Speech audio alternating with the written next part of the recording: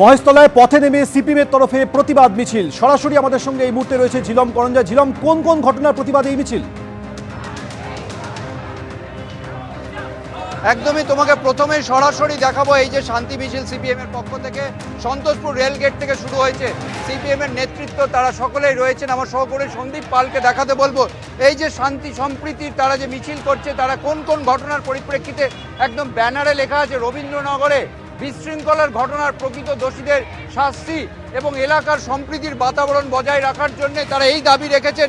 এবং একই সঙ্গে কালীগঞ্জে যে তামান্নার খুন হয়েছে, কসবায় ছাত্রী ধর্ষণের যে ঘটনা, এই সমস্ত ঘটনার তারা প্রতিবাদ জানাচ্ছেন এবং প্রতিবাদ জানিয়ে পথে নেমেছেন নেতৃস্থানীয় সকলে সিপিএমের। এখানে শান্তি সম্প্রীতির মিছিল, কথা বলবো মোহাম্মদ সেলিমের সঙ্গে।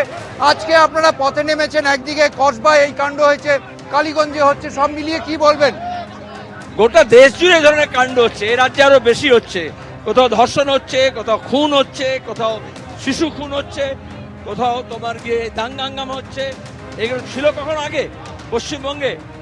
যেভাবে বিজেপি ষড়যন্ত্র করে আরএসএস, সংঘ পরিবার, মমতা ব্যানার্জির ছত্র ছায়ায় তৃণমূলের পুলিশ এবং সরকারের সাহায্যে এখানে দাঙ্গার জায়গা তৈরি করছে, তার বিরুদ্ধে মানুষকে সোচ্চার হতে হবে।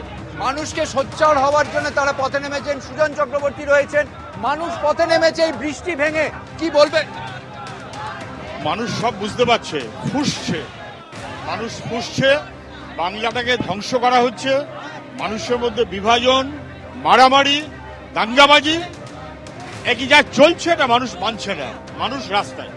দেখতেই পাচ্ছ বিশাল মিছিল, সাধারণ মানুষ লাল ফ্ল্যাগে পুরো এলাকা মুড়ে গেছে এবং এইখানে বৃষ্টি উপেক্ষা করে টানা একদম বৃষ্টি উপেক্ষা করে মিছিলে হাঁটছেন মোহাম্মদ সেলিম, সুজন চক্রবর্তীর। অবশ্যই নজর থাকবে আমাদের সেদিকে।